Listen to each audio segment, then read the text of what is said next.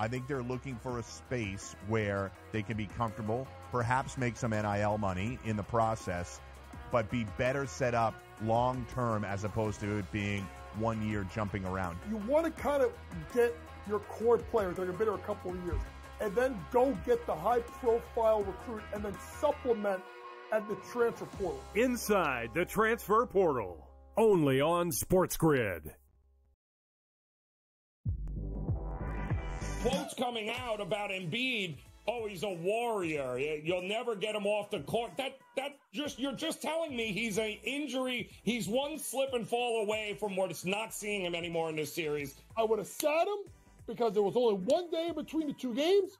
It's 2 days between games 2 and games 3, and it's 2 days between games 3 and game 4. Betting above the rim, only on SportsGrid. It's smarter to be on SportsGrid, your 24/7 sports wagering network.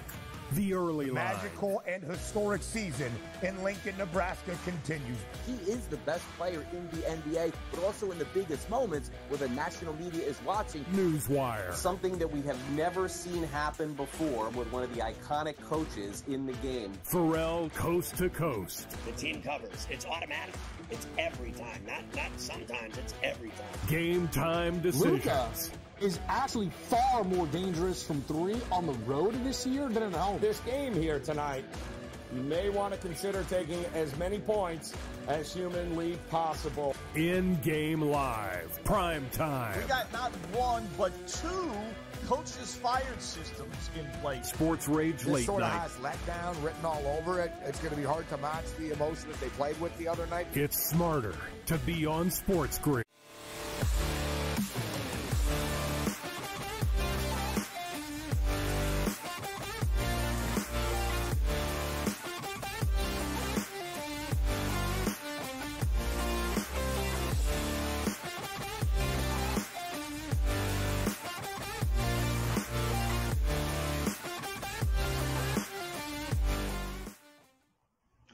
And welcome in to InGame Live Overtime here on the grid. Scott Wetzel and Joe Madden until 1 a.m. Eastern Time. 3 glorious hours watching and, more importantly, betting and hopefully making money in the world of sports. Ah, yes, it's late night filled in for Gabe and Cam, but some games are just the same to bet on today. We got some baseball games still going on. We got the hockey game.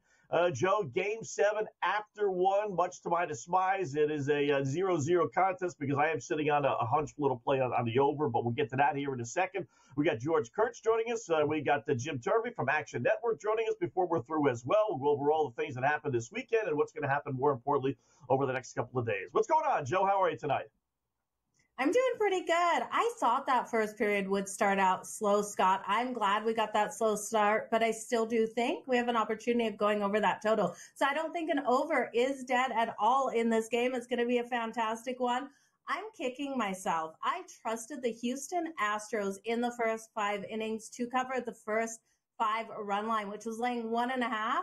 They gave up, 7 runs in the top of the 5th. To the LA Angels, just disastrous. It looked like it was going to nicely cash, and then those runs came in. And right now, the LA Angels up 9-6 over the Houston Astros. I tell you, the Astros are frustrating the heck out of me, Scott. How's your night started so far? I haven't done that much, but I agree with you, Joe. Like every single time, and I didn't play them tonight, or I may have put them in a parlay, one of my goofy parlays that I put in. But every single time you start to buy into this club, they lay an egg. I mean, they're only down 9-6 in the 7th inning, so, they can come back and win. But they shouldn't be down 3 runs to the god-awful LA Angels, right? So it's like every single time you think they've turned this thing around, they got a winnable game at home. They won 5 of their last 6, and then they do that to you. And in the 5th inning, no less. It's one thing to give up 7 runs in the 4th or 3rd inning. It is what it is. But when you give it up in the 5th inning, when you got the first 5, oof. That's tough. One more way to put the knife in your back when it comes to gambling. It's not easy. Right? Wow. Yeah. Absolutely painful. Yeah. Absolutely painful. But I just wanted to say it came right after I hit Gunnar Henderson for that home run, his 16th home run. He's been on absolute fire, had home runs in every single game versus the Mariners. So he has been fantastic out there. He was able to get that. The Baltimore Orioles still losing that game, though. 3-5 versus St. Louis Cardinals. Can they come back in this one, Scott? The Cards, though, have the bases loaded, and they're up 5-3 in this. It's plus 1,080 right now for the Baltimore Orioles. Wow. I tell you, the Cardinals, when Joe and I, Ranieri, were talking a little bit about it, and you and I, Saturday night when we worked together, the Cardinals continue, Joe, very quietly to do two things. One, play a little better. They've got such an awful start to the season, but they've actually, won some games here. And then two, even more importantly than that, 5-1 their last 6. They are now on 11-1 overrun. And tonight's line was 8, so at worst you're going to get a push. So they have given up a bunch of runs, and they've scored, more importantly, a bunch of runs. So 11-1 over. I saw that 8 today with the pitching matchup, and I said, we got two mediocre pitchers on the hill, so I was all over the over. So we need one more run from either Baltimore or St. Louis to cash. So keep your fingers crossed on that. We do have one game, believe it or not, that is yet to start, Joe. And with everything else that we do around here, little SGP time, same game parlay.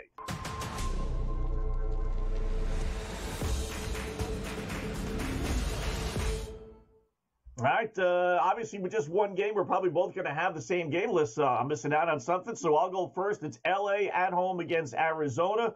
I love the Dodgers that they turned things around after a mediocre start. They're playing really good baseball. At home, laying a 1.5. I'll take that. I won't play the monster 220. I'm going to get a little greedy tonight. It's late night, so let's not only make up what we lost and also have some extra money for tomorrow's plays. So let's lay the 1.5 minus 115. We're going to go Mookie Betts, not one but 2 hits plus 175, and then we're going to go Mookie Betts with an RBI, which is plus 130. And I tell you, when I put these in individually, they actually boosted it up quite a bit. I mean, if the guy gets 2 hits in the Dodger lineup, chances are he's going to get an RBI. But they actually bumped it up a couple of 100 points. So give me Betts to get an RBI as well. Let me have Will Smith to have 1 hit for the Dodgers, and Teoscar Hernandez to get 2 bases plus 115. All righties, all against a left-handed starting pitcher for the Arizona Diamondbacks, who is a reliever, so this could be a bullpen by committee type of game for Arizona, but I'm going to count on him being in there for a little bit. He's a lefty. I think the righties for the Dodgers are going to have big nights. So add it all up, and it's 14-26. Basically, we'll just say 14-1 on your bet with this one. What about you? That is some beautiful plus money. I'm going to tail you on that one because I do think that one has every opportunity of cashing. I went about this one another way. My parlay pays plus 721 in this. I'm going to look at the Nerfy in the first inning, the no runs in the first inning. I think Joe Mantiply coming out here for the D-backs will come out strong enough in that first inning and not give up a run. I'm also going to look at Yamamoto here for the Dodgers to go over his strikeout prop. Now, his strikeout number coming in at 5.5. He only had 5 strikeouts last time versus the Diamondbacks, but we've looked at him in some other games, and he's come out phenomenally strong, able to go over this number, and I expect him to do so today. And then for my last leg, I'm looking at Will Smith as well. I'll take him for the RBI here. That's coming in at plus 125. When we look at him in the last series versus the Diamondbacks, he was able to get an RBI in every single one of those games out there. I really do feel like he could even hit that home run, but I'll take the RBI within this. So the Nerfy, Yamamoto over 5.5 strikeouts, and Will Smith for the RBI at plus 721, Scott. All right, that's not bad. That's pretty good pace. 3 plays, basically all right around even when you combine the plus 125 with Will Smith and the minus 140 with Yamamoto getting the strikeout. So that should be right around 6-1. You're getting even more than that at 7-1. So we're both kind of on the Dodgers side of things. I do think they're going to win. You're kind of hoping for no runs in the first. I'll accept that. I'll get my runs in the second, third, fourth, and fifth inning. So I can root for you for your Nerfy to hit on that. Hopefully it's a big night for LA, so we can get some winners here to start the evening off. So the only bad thing about yours, and I shouldn't say bad, but you could lose yours in the very first inning. I figure this is going to be a 3-hour show. That if we're done in the first inning with our same game parlay, we have to search for something else. So that's the only thing. But keep your fingers crossed there, no runs in the first inning.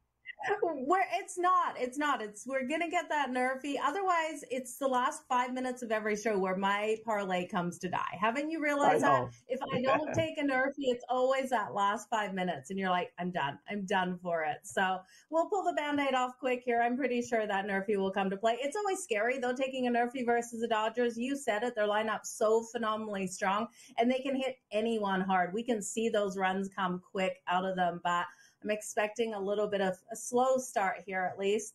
Joe Mantiply, he needs to bring the fire today because the Dodgers lineup is so phenomenally strong.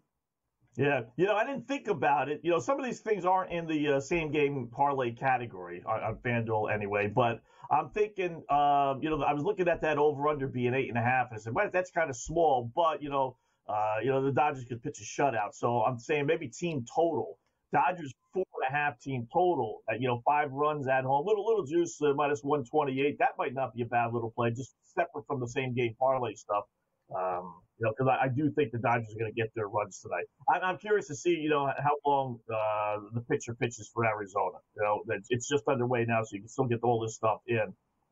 He is basically a reliever. So is it going to be they're going to stretch him out? Let me go to his game log here. He's got a save actually this year. So it's basically been one inning. In fact, he's got 1 2/3 against the Dodgers back in April. Other than that, it's been, and then he's got 1 2/3 against the Stankies back in April as well. But for the most part, it's been less than that. So he'll probably go 1 inning. And all my right-handed batters against the left-handed pitchers are all going to get thrown out the window because then everyone will use nothing but righties after that. So that'll be our luck. So, all right, second period is underway in the hockey. We'll get to that when we come back. InGame Live overtime here on the Grid.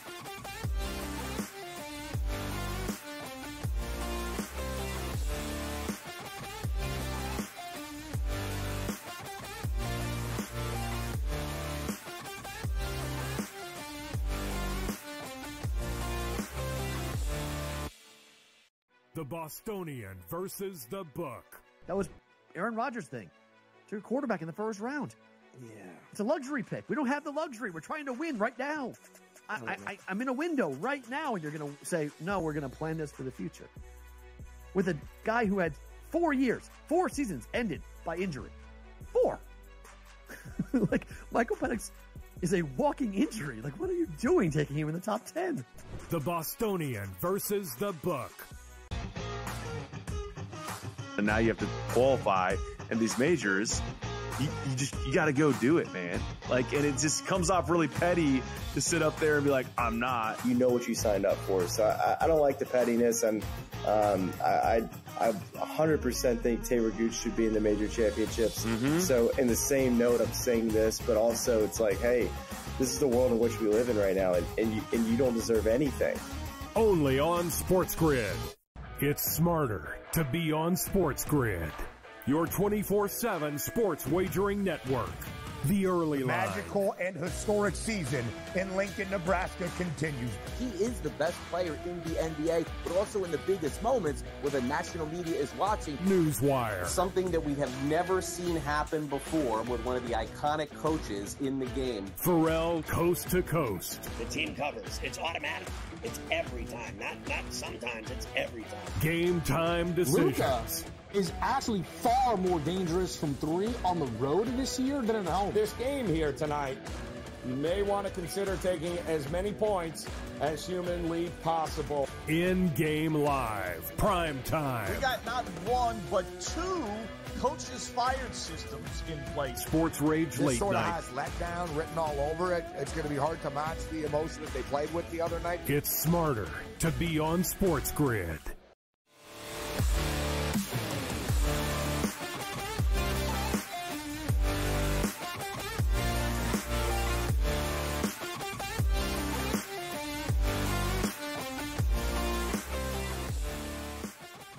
Hey guys, welcome back to InGame Live Overtime. Myself and Scott Wetzel here. For the next 3 hours, we have Game 7 out there on the ice, and what a hot game it has been so far. Anyone who joined me earlier on Game Time Decisions, I hope that you took the Vancouver Canucks in that first period to control those face-offs. It's actually a cool bet. You can bet over on FanDuel. It was minus 113 for either of these teams to dominate those face-offs in the first, second, or third period. I hit on all three of those periods because we look at what we've seen out of Vancouver, and the Vancouver Canucks in every single one of these games has been able to control those face-offs, even though they've lost 3 of these 6 out there. So I'm looking for them to continue to be able to do so. They won 54% of the face-offs in the first period.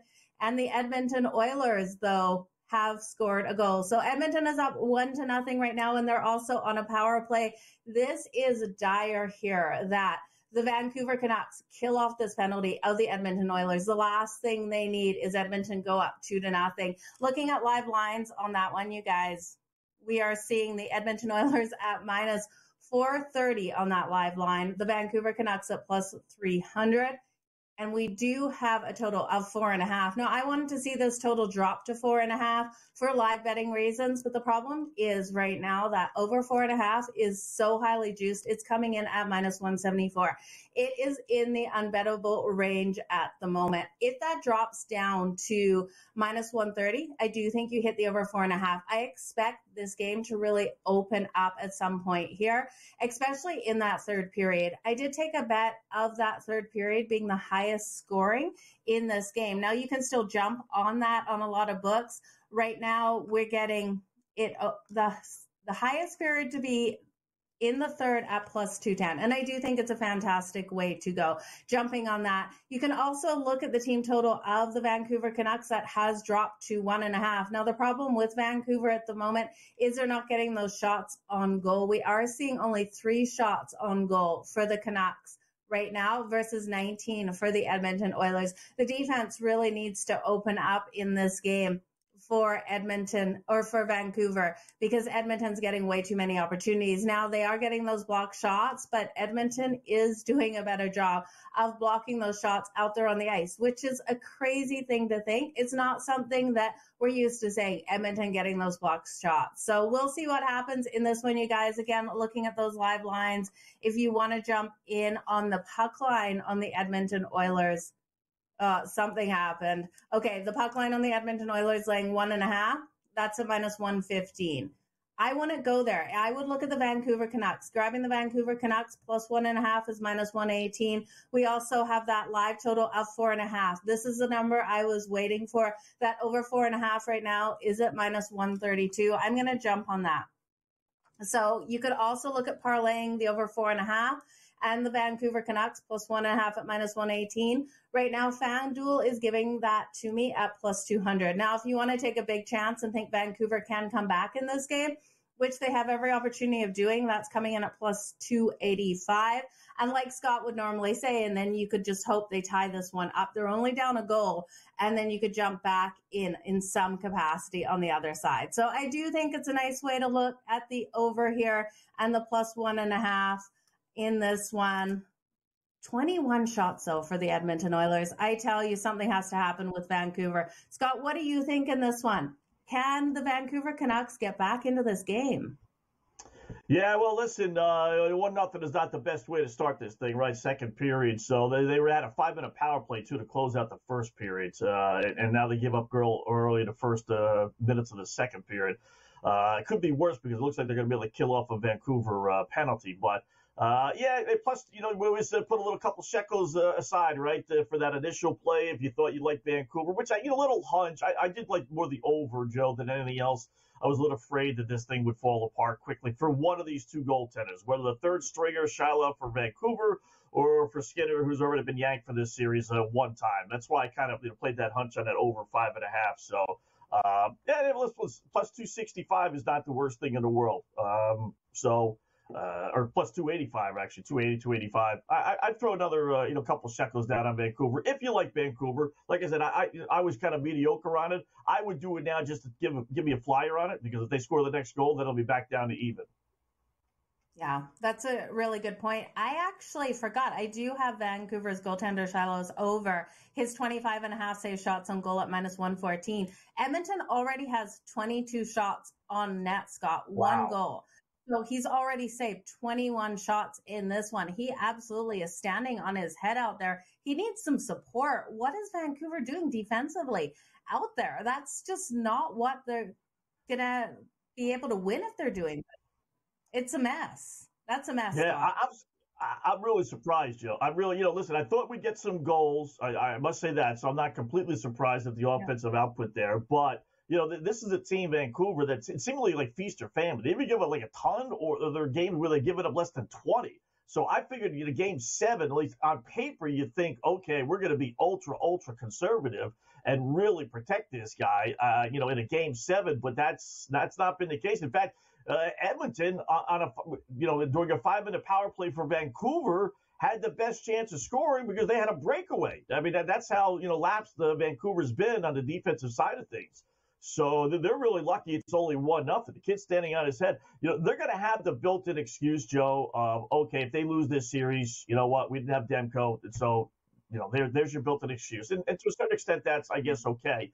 But it's not like, Shiloh's been awful. He really hasn't. Like I said, he's keeping them in this game. So if they lose this series, to me, that may be the excuse that, lets you sleep better at night, knock yourself out. But that's not, to me, why they lost the series. There goes a goal. There goes another goal. 2-0. This is like giving props. He's doing his job. It's not him. He's doing the best he can. There's only so many shots you can take from these top lines of Edmonton before one of those shots are going to go in. Where is defense? Where are those block shots? Because I tell you, I could strangle right now the Vancouver Canucks with what they're doing out there on the ice. They're not getting in front of the net at all. Look at the lack of support out there by Vancouver. It's just, it's awful. I'm waiting. I'm about a minute behind, and I see the Vancouver buzzing here. Score before we go to break, will you, boys? Screenshot, get the puck on net. 2-0 Edmonton. I got it.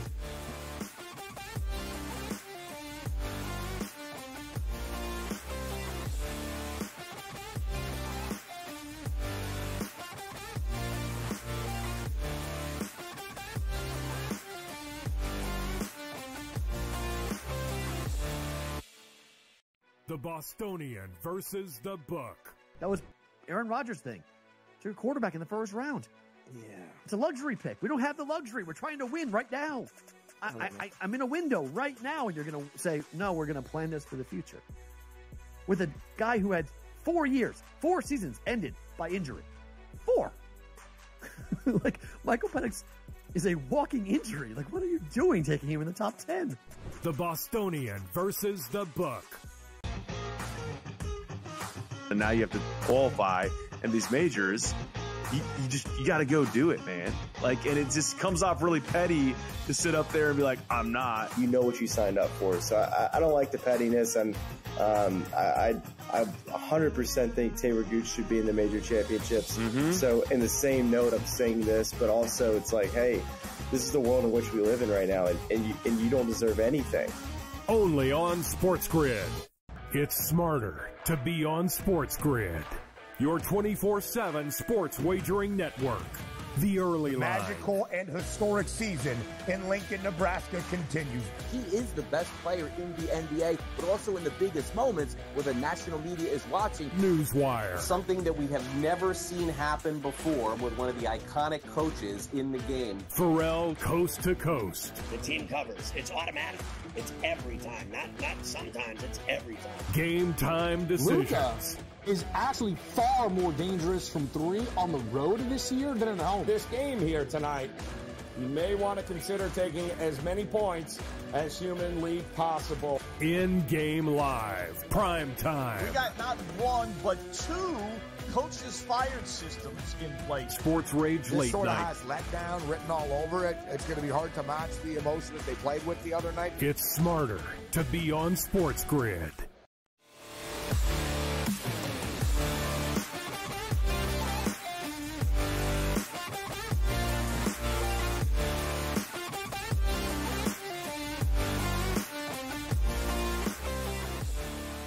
Hi, welcome back. It is InGame Live overtime here on the grid. Scott Wetzel, Joe Madden sitting in for Cam Stewart and Gabe Morency as we take you to 1 a.m. Eastern time. Not the start that the Vancouver fans were hoping for.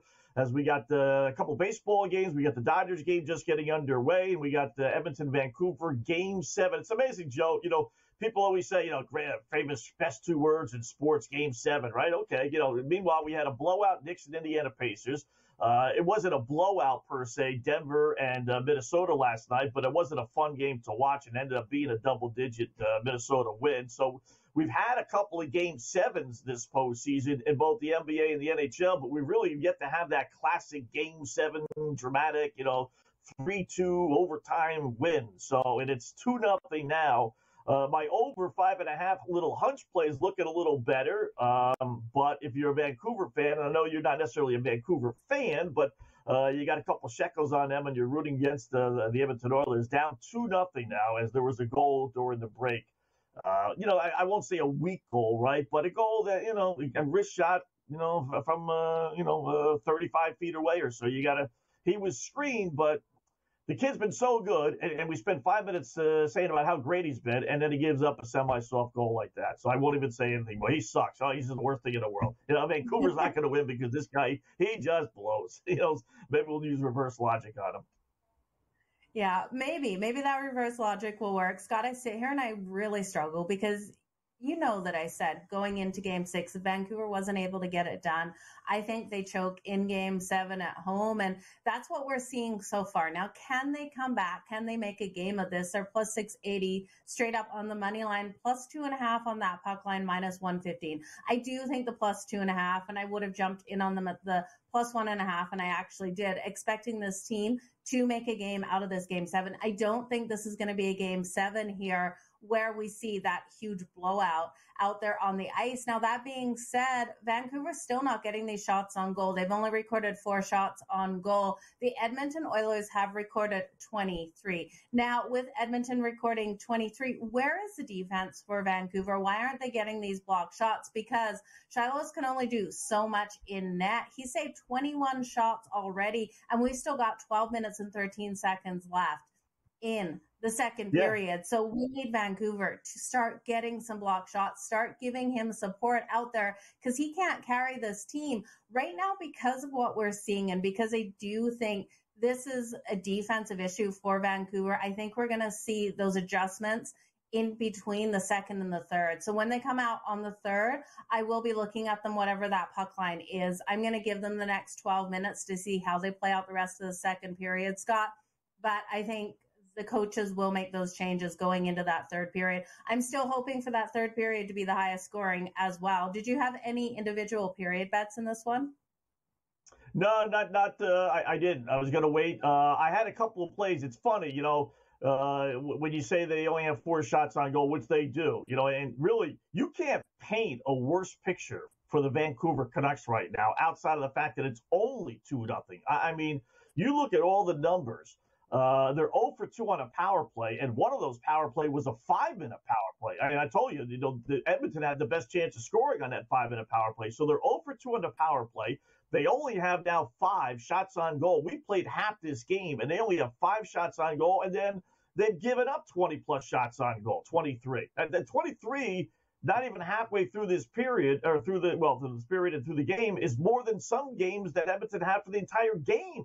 That's how bad it's going for Vancouver. So, but I was going to play the under Vancouver saves and Edmonton saves. So Shilovs and Skinner. And they didn't offer the Skinner one. And I'm like, he's starting. There's no doubt. I know they pulled him after Game 4, but he came back and played well Game 6. Or pulled him out to Game 5, there was no doubt for him that he was going to be the starter. So it's like, why aren't they offering a saves prop for Skinner? I didn't see it anyway on FanDuel, Joe. And I did see one for Shilovs, and lo and behold, he's got 5 saves. Somebody knew something that Edmonton was not going to allow too many shots on goal tonight because they've only allowed 5.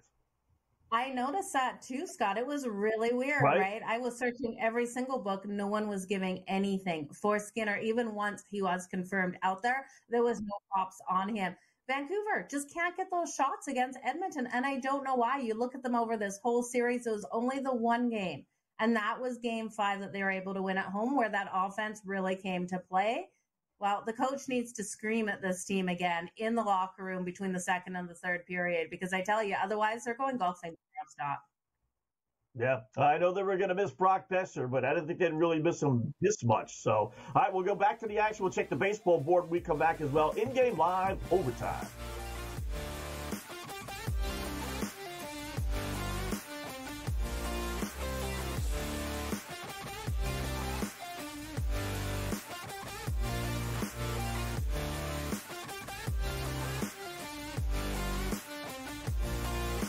The Bostonian versus the Book. That was Aaron Rodgers' thing.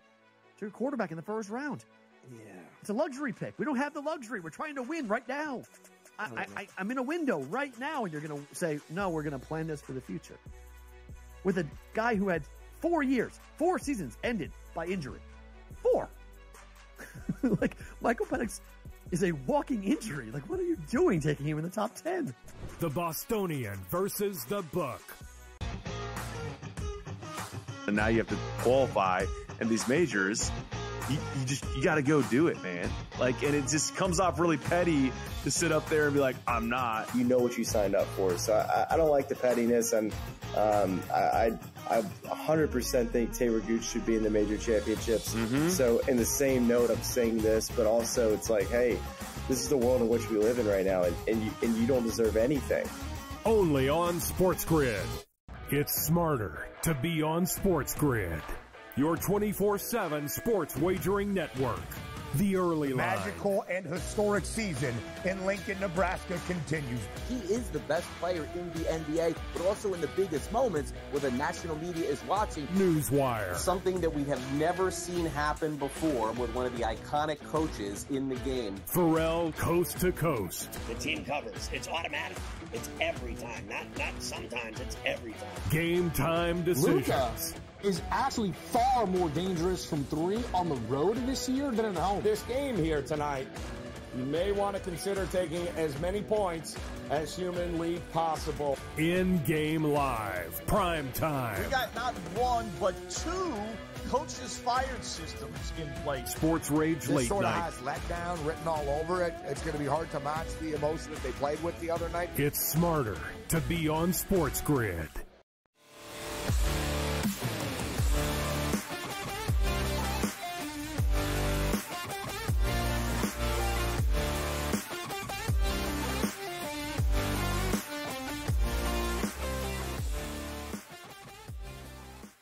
All right, welcome back to In-Game Live, prime time here on the overtime here on the Grid. Scott Wetzel and Joe Madden sitting in for Gabe and Cam, as they'll be back tomorrow. I don't want to jinx you, Joe, so maybe I shouldn't even say anything, right? But your same game parlay is, if the we get another goal? Oh, it's just a highlight. All right. Still 2-0 Edmonton. But, on the line of successful or unsuccessful, you're closer to being successful right now, are you not? You want to bring it up, or you're going to move on and not even jinx it? We can bring it up. I think it's good luck to talk about how things are. I don't believe in those kind of jinxes. The only kind of jinx I think there is when someone messages you right before the game is about to end and saying you won when it hasn't won. Yeah. Right? And it hasn't. Right. It's like anything can happen in those last couple of minutes, but right now we're looking really good between the Diamondbacks and the Dodgers. We were able to get the nerfy, so thankfully there was no runs in that first inning. And Yamamoto already having 4 strikeouts on the board. We need the over 5.5 for him for the second leg. Now it's really going to come down, because I do think he'll get those strikeouts. It will come down to Will Smith. I did put Will Smith for the RBI. He was just up to bat. Scott, I'm not sure if he got a hit. We didn't see him get on base, so we'll see what happens here. But that RBI hopefully doesn't come back to haunt me. Right. Well, listen, you got to put something in there, right? So he's in the middle of a Dodger lineup that's hitting well, and it is bullpen by committee. Manaply's already out of the game. He threw 1 inning, gave up 1 hit to Ohtani. Who's hit 356. Well, you look at that Dodger lineup from a month ago. Not everybody was struggling, don't get me wrong, but, I remember going over these numbers. It's like, wow, where are the bats coming from? Where are the hits coming from? Which is why they started out basically 500 after 26 games. But Betts is up to 335. Ohtani's at 356. Freeman's at 292. Will Smith, forgotten guy, he's at 305. So they're top four. Now, bottom guys still remain, there's a little, left a little chicken on the bone there. But those top four guys, Joe, are carrying this team. I don't know if they're going to make a trade and add people on if the bats don't, pick up here a little bit. It's not like they're worried about winning the division or anything. This is clearly a playoff team. But those big four, chances, and with Smith being fourth in that order, chances are pretty good he's going to get an opportunity to get an RBI tonight. So that's actually a pretty good play. And plus odds, too, right? Plus 130, I think you said it was, for him to get an RBI. 125, yeah. So yeah, it was plus 125. And you look at him the last time versus the Diamondbacks, he was able to get an RBI in every single one of those games out there. And I believe he was also able to get a home run in one of them. So I can't remember who he was pitching off. Actually, he was able to get 2 home runs in those 3 games in the last series versus Arizona. So he comes out strong versus the Arizona Diamondbacks. There's just some players that really play other teams well, and this is one team he plays well. So let's keep our fingers crossed for Will Smith here. It was plus 125 for that RBI. So beautiful with that plus money, Scott. Yep. I got one base out of Teoscar Hernandez. He just singled with 1 out here in the second inning. So I need 2 bases out of him, right? I put down 2. Yeah, 2 bases. I don't know why I chose him for 2 bases, but I did. So anyway, I got 1 out of him. So my same game parlay, Dodgers, Betts doing well, and Smith getting a hit, and then Hernandez with 2 bases. So off to a halfway decent start. Not quite as good as yours, but a halfway decent start for all of us. Top of the ninth, they go. Astros still 9-6 over, Angels still 9-6 over the Astros. I know you had Houston first 5. Did you play them for the game as well, or just the first 5? Oh, thankfully not, Scott, because looking at the score right now, 9-6 for the Angels, I'm so glad that I ripped that Band-Aid off in the first 5 with the Houston Astros. This team keeps disappointing me left, right, and center when I bet them. It seems like it's them and the Minnesota Twins. These are the 2 teams right now that whenever I bet on them, they're just not able to get those wins. The Baltimore Orioles lost as well today. The St. Louis Cardinals just finished that one off 6-3, even though Gunnar Henderson came out phenomenally strong for the Orioles. What are your thoughts right now on the Orioles losing this one to the St. Louis Cardinals, Scott? I told you, like I said, the Cardinals playing sneakily much better baseball. They got themselves out of the basement. Cincinnati is now in the basement in the NL Central, and it's another over. It's funny, Joe, the boys in Vegas, we always think they're the smartest people in the world, and generally speaking, they are, but they posted an 8 today, an 8 on a team that is now 12-1 over its last 13 games. So 11-1 heading into today. And you had 2, bottom of the rotation pitchers in there. It's like, why would that not be at least 8.5? And really, why not even 9? But they're just, sometimes they're reluctant to kind of move off things. And there's so many people that'll bet anti the streak versus on the streak. And I always, one of my favorite sayings is, winners bet with streaks, losers bet against streaks. And the books go opposite of that because I think more people go opposite of that. But you look at the Cardinals' last games. All right, so they lose 6-3 tonight, over. Or win 6-3 tonight, over. 11-3 yesterday, over. 7-2 the day before, over. 10-6 the day before, over. 7-2, over. 7-6, 10-5. 4-3 is your one under. 5-3 over, 11-2 over. I mean, it's nothing but, 7s, 8s, 11s. They've had somebody score 6 runs or more, whether it's them or the opposition, in 1, 2, 3, 4, 5, 6, 7 straight games, 8, 9, and 9 out of the last 11. In fact, 12 out of the last, or 10 out of the last 12, because before that was 7-5. So 12 out of, wow, that's amazing. 1, 2, 3, what did I say? 1, 2, 3, 4, 5, 6, 7, 8, 9, 10. So 10 out of the last 12 Cardinal games, one team has scored at least 6 runs. And all but one of them, 7 runs. But tonight it was only 6-3. So, and I don't doubt it tomorrow, Joe. They'll give you, 7.5 or 8 for the game total on St. Louis. Yeah. You don't get these too often. These are like the no-brainer bets to me. Just don't even think about it. I don't care if Bob Gibson is going to walk out of the dugout. I'm betting over tomorrow on the St. Louis Cardinals. Don't fight trends like this. I'm not going to fight it. I'm going to go straight with that over. And when we look here, Scott, someone's having a worse night than us just sitting here watching the game. Gabe Morency is at the game. Not sure if you've seen this tweet that he has put up, but he's not happy with the lack of shots that Vancouver is getting. Of course, he's a Vancouver Canucks fan, and he's rooting them on to be able to get the win.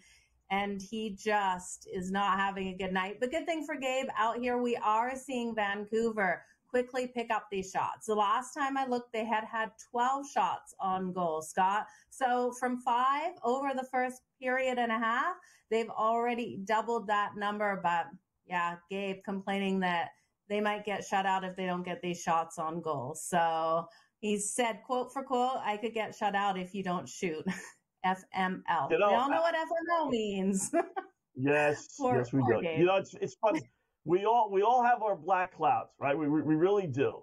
And I got to tell you, with Gabe, I can't remember, no joke, I can't remember him ever going to a game, and he goes to a lot of them, he's single, going to a game in which his team wins. Every single, you know why? Because he doesn't fool around with regular season games. You know, he's going to Buffalo Bill playoff games or Vancouver playoff, and it never wins. So he just like never, ever goes to a game in which the team he's rooting for, fan-wise, forget about betting, wins. It's amazing. It's amazing. And he's rooting for Vancouver down 2-0. So is this a Brock Besser thing? You know, is that the excuse that Vancouver will have no Brock Besser? I mean, he is their best player, right? Or certainly one of the top 2 or 3 best players. Well, he's tied with JT Miller right now in the playoffs, so they can't blame it on just not having Brock Besser. They've got to blame it on their lack of defense and lack of offensive production. This is versus Edmonton, and you've only got 12 shots on goal. Shame on you. That's what I say to the Vancouver Canucks offensively. Yeah. And then you look at the Edmonton, you know, they're big guys. They may not have scored, but Draisaitl 3 shots on goal. Hyman 4 shots on goal. Kane 2 shots on goal. They're getting it done from their side of things. In-game live overtime continues.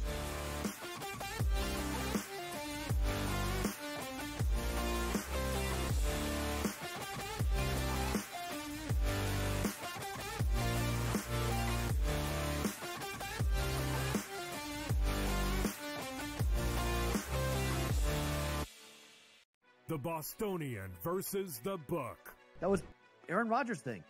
Took a quarterback in the first round. Yeah. It's a luxury pick. We don't have the luxury. We're trying to win right now. I'm in a window right now, and you're going to say, no, we're going to plan this for the future. With a guy who had 4 years, 4 seasons ended by injury. 4. Like, Michael Penix is a walking injury. Like, what are you doing taking him in the top 10? The Bostonian versus the Book. And now you have to qualify, and these majors, you got to go do it, man. Like, and it just comes off really petty to sit up there and be like, I'm not. You know what you signed up for. So I don't like the pettiness, and I 100% think Taylor Gooch should be in the major championships. Mm-hmm. So in the same note, I'm saying this, but also it's like, hey, this is the world in which we live in right now, and you don't deserve anything. Only on SportsGrid. It's smarter to be on SportsGrid, your 24/7 sports wagering network. The early line. Magical and historic season in Lincoln, Nebraska continues. He is the best player in the NBA, but also in the biggest moments where the national media is watching. Newswire. Something that we have never seen happen before with one of the iconic coaches in the game. Pharrell, coast to coast. The team covers. It's automatic. It's every time. Not sometimes. It's every time. Game time decisions. Luka is actually far more dangerous from 3 on the road this year than at home. This game here tonight, you may want to consider taking as many points as humanly possible. In-game live, prime time. We got not 1, but 2 coaches fired systems in place. Sports Rage Late This sort of Night. has letdown written all over it. It's going to be hard to match the emotion that they played with the other night. It's smarter to be on SportsGrid.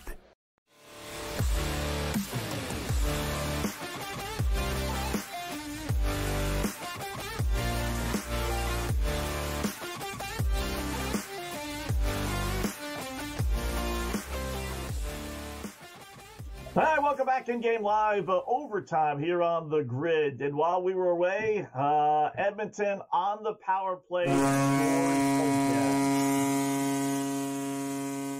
Yeah, we're gonna grow to hate that. Although I do have the over, so like I said, this is fine by me. But I am kind of rooting for Vancouver here, Joe, just because I know you're rooting for Vancouver. But it's funny. I've mentioned this before, and it is true. Like, when a goaltender makes all these great saves, it looks so easy. And then when a team scores, it looks so easy. It's like, it's clearly not easy to score because we don't have 10 goals a game. But that was just like a simple shot that ricocheted to the right of the goaltender from Vancouver. And, he had an open net because Shiloh's, the goalie, was way to his left, and they put it in. It just seems so easy when goals come. You wonder why it doesn't happen more often than that. So 3-0 now, Edmonton. Now they're 200-1, and Vancouver's plus 25-1. If you want to, take a little flyer on the Canucks to make this great comeback. Look, they've had some great comebacks this postseason, right? They've been left for dead a number of times, including 3-1 down to third against Nashville. So. Now it's back up to 30-1. So I don't know, one more flyer on the Canucks, or are we done with Vancouver? We grabbed them plus 3.5 goals, minus 132. I can't bet them anymore, Scott, but what I will bet is this over 5.5. That's at plus 146 for the over 5.5. You've got to think no matter what, Vancouver is going to pull goaltending there. Edmonton could get all of these goals themselves. This could be a 6-0 game at the end of the day. The good note here is Vancouver, their goaltender, Shiloh's, has saved 25 shots on his net. Yes, he's allowed 3. His prop tonight was 25.5. We just need one more save shot out of him if you're riding that for that to be able to cash. Vancouver needs to get back in this game. That over 5.5 at plus 164. I expect a quick goal. They're putting that pressure right now on Skinner.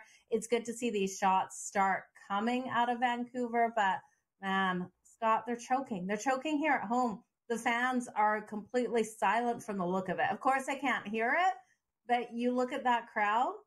I bet you everyone can hear Gabe Morency, what he's actually saying out there. There's no way everyone cannot hear him. Which is probably not a good thing right now. If knowing Gabe, I've seen him in action. The 4-letter bombs that are coming out of his mouth right now are probably not good. We got to, ask him next time we see him the tally. How much did it cost him to see his Canucks, probably lose 5-0 here? It's funny. It's 3-0 now with a minute and change left to go in the second period, and they're giving you over 5.5. So you need 6 more goals, right? In reality, though, you probably only need one Vancouver goal. 3-0, 5 minutes left. You pull the goalie, you're down 4-0. All right, you might even pull the goalie one more time, and Edmonton scores again, and it ends 5-0. You're not going to pull the goalie down 5-0. So if you can get one Vancouver goal, Joe, down 3-1 with 5 minutes left, you pull the goalie, empty netter, it's 4-1. They're still going to pull the goalie. And then 5-1, and then boom, there's your over 5.5. So you need 3 goals, obviously, but in reality, to me, you need one legitimate Vancouver goal with a decent amount of time left in the third period, and you can hit that 5.5 at plus 154 odds. Like I said, I played it from the beginning. I played a little hunch. I thought exactly what's happening is happening. I figured one of these 2 goaltenders would wilt under the pressure, and right now it's the Shiloh kid for Vancouver. So we need those goals to come. I actually have the third period to be the highest scoring one at plus 210. So we've got all 3 of these goals have happened here in the second. I need 4 goals in that third period. And that being said, that no one scores in the next 19 seconds left out there on the ice. So I need a miracle, Scott. I really need a miracle. Tough. Could Vancouver come back down 3 goals? They could. We've seen it. In these playoffs, we've seen the craziness happen. It's not out of the question mark, but they got to get shooting. They really do. Edmonton, maybe come out a little lax. Maybe. No. Yeah, little giddy, thinking, okay, all like Carolina Hurricanes. The problem with that bet, Joe, and I've done those, they're a lot of fun, is that if it's a tie, you lose. Like, I could see 3 Vancouver goals because that's what they need to get. They're down 3-0, right? So that's not crazy enough to think that can't happen. The problem is you need, unless you're putting in a different bet, you need to win that bet. So you need 4 goals. If you get 3 to match the 3 goals in a second, you lose the bet because there is a tie that you could bet on that, like I like to do a lot of times. So asking for 4 goals out of Vancouver that's asking for a lot. It is. But you never know. It is asking for a lot. I expected so much more out of these teams defensively in the first and second period. I didn't expect Vancouver to start choking till that third. Man, Scott, I don't know. I've frustrated. That total has dropped to 4.5. You're laying major juice at minus 196 though. So we were able to get the 4.5 earlier in that second period, and that was at minus 132. So let us know if you jumped in there or if you're still riding that over 5.5. I still think it will get to the over, Scott. I hear you. I think Vancouver is going to come out, get a nice quick goal on the board. Who do you think of the Vancouver Canucks can we count on to come out strong in this one to be able to get that goal? Do you think it comes from JT Miller, who we know was able to get that goal with 33 seconds left in Game 5 to be able to get the win there? Or do you think it could come out of Quinn Hughes? Quinn Hughes has been phenomenal, the captain. He's able to really get things going out there on the ice. Offensive defenseman. I love looking at those players. His anytime goal is going to be so much value. I'm just trying to pull up right now those odds on those live player goals. They're not giving you overtime anymore. It's minus 8,000 for no overtime, and the yes is completely locked. Yeah. Crazy. Why would they give you the no but not the yes? You think they would want yes money, right? I mean, who wants no money, even at 18-1, when the prospects of this going to overtime are next to nil? You want to bet yes? Sure, go ahead. Here's 14-1, 10-1, 8-1, whatever it is. Even if they put 5-1, what's the difference? So I'm a little surprised they don't have a yes answer on that one. Who's the one? Patterson's got no shots on goal. He's got the most ice time for Vancouver.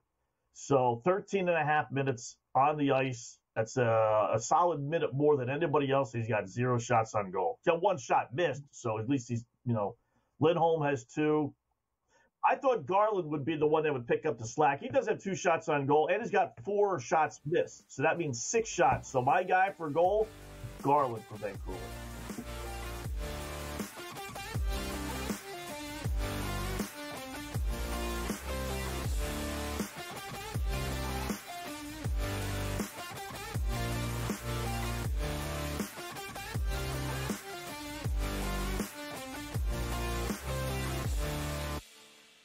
The Bostonian versus the Book. That was Aaron Rodgers' thing. To your quarterback in the first round. Yeah. It's a luxury pick. We don't have the luxury. We're trying to win right now. I'm in a window right now, and you're going to say, no, we're going to plan this for the future. With a guy who had 4 years, 4 seasons ended by injury. 4. Like, Michael Penix is a walking injury. Like, what are you doing taking him in the top 10? The Bostonian versus the Book. And now you have to qualify, and these majors, you got to go do it, man. Like, and it just comes off really petty to sit up there and be like, I'm not. You know what you signed up for. So I don't like the pettiness, and I 100% think Taylor Gooch should be in the major championships. Mm-hmm. So in the same note, I'm saying this, but also it's like, hey, this is the world in which we live in right now, and you don't deserve anything. Only on SportsGrid. It's smarter to be on SportsGrid, your 24/7 sports wagering network. The early line. Magical and historic season in Lincoln, Nebraska continues. He is the best player in the NBA, but also in the biggest moments where the national media is watching. Newswire. Something that we have never seen happen before with one of the iconic coaches in the game. Pharrell, coast to coast. The team covers. It's automatic.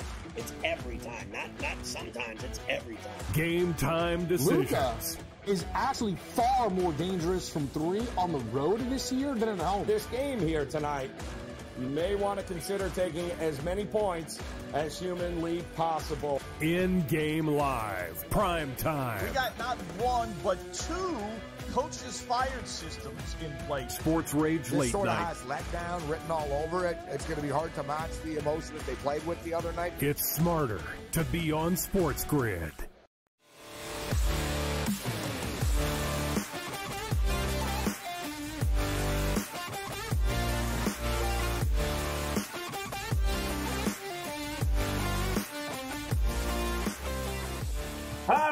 Back it is, in-game live overtime here on the grid. Scott Wetzel and Joe Madden sitting in for Gabe Morency and Cam Stewart, who are at the, at least I know Cam is, or Gabe is anyway, maybe Cam as well, at the Vancouver-Edmonton game. And I was going to suggest maybe doing a remote, a little phone-in with Gabe, but I don't think tonight would be the night to do that with his team down 3-0, Joe. Edmonton on top after 2, little soul-searching time here.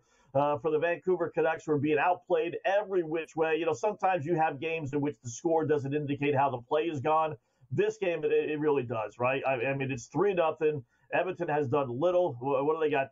12, barely a dozen shots on goal. They only had 4 in the first period, picked things up a little bit in the second, but look what happened, right? In the first period, okay, only 4 shots on goal, but at least they got out of the period, no score.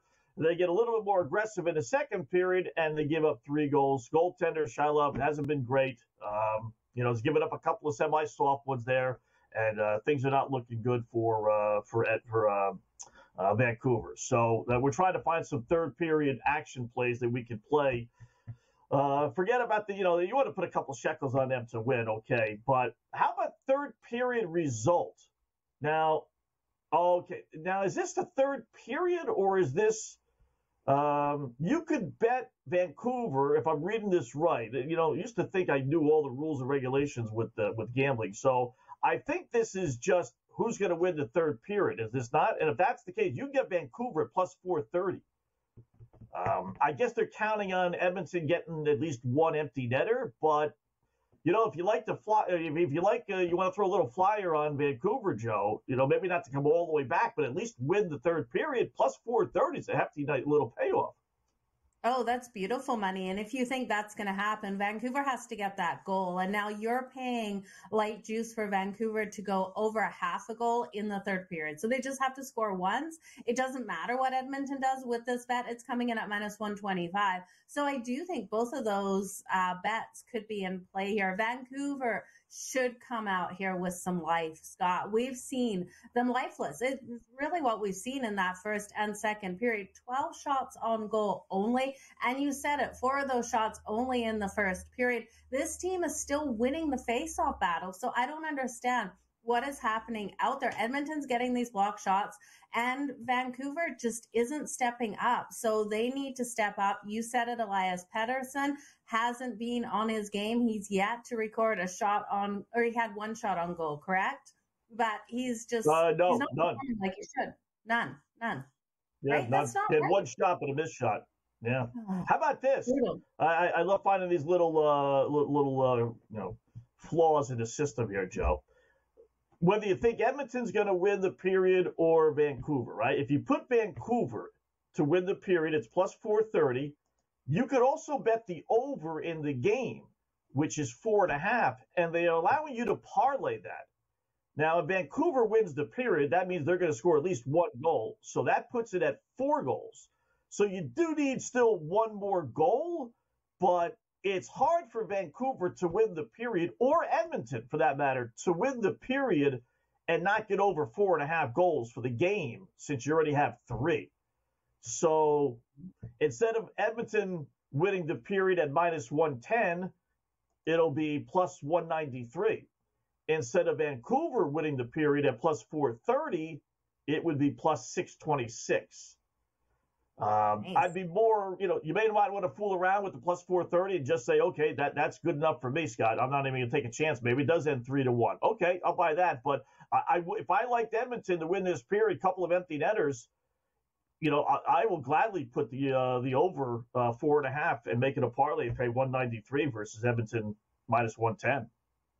I love where you're going with that. Great way to go, Scott. I'm going to jump on Elias Pettersson for that anytime goal. I think he has to come out here with passion. That's at plus 900. You could look at JT Miller as well at plus 800. One of these guys has to get that anytime goal for Vancouver. Spark this offense right away, right out of the gate, as soon as they come on the ice in that third period. I'm going to pull the Band-Aid off. I'm going to do it, Scott, here. All right, so you're going with Pettersson and Miller? Is that what you said? I'm going to take both of them. You're going to take one, or you're going to take both? How about if you parlay? Well, let's see. Here we go. We get greedy, kids in college. Parlay that, Joe, and that's 79-1 Can both of those guys score? Is that worth a couple of shekels? No, I think if you're looking for a bigger bet there, Quinn Hughes plus 1,600. Quinn Hughes, I love him out there on the ice. He has every opportunity. All right. I'm going to go Garland and Miller. 90-1. There you go. Those will be my two guys. I'm parlaying them.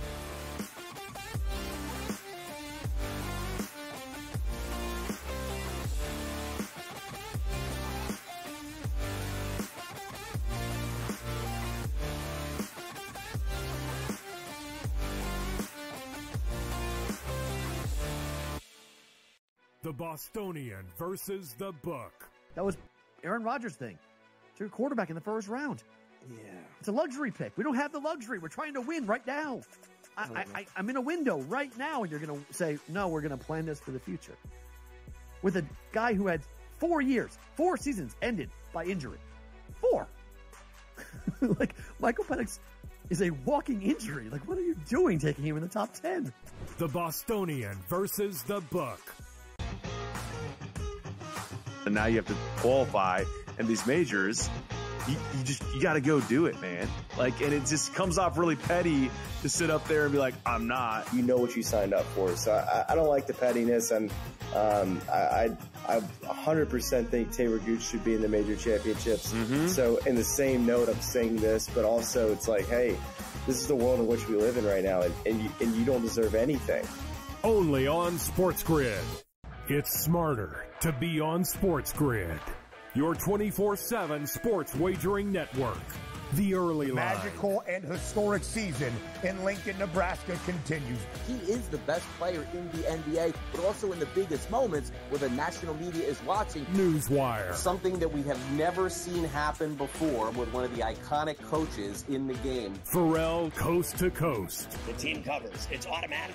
It's every time. Not sometimes. It's every time. Game time decisions. Luka is actually far more dangerous from 3 on the road this year than at home. This game here tonight, you may want to consider taking as many points as humanly possible. InGame Live, prime time. We got not 1, but 2 coaches fired systems in place. Sports Rage this late sort of night. has letdown written all over it. It's going to be hard to match the emotion that they played with the other night. It's smarter to be on SportsGrid.